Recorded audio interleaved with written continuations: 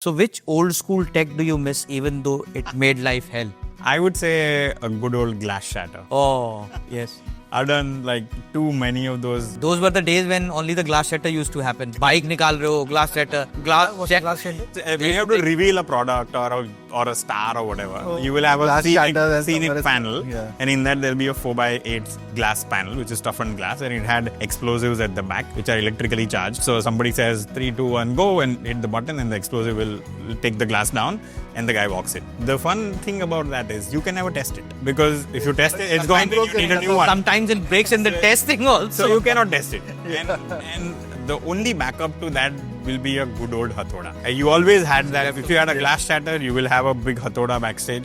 And if the explosives didn't go on, then a whack on the glass with the hathoda, and that's your glass shatter. I miss that.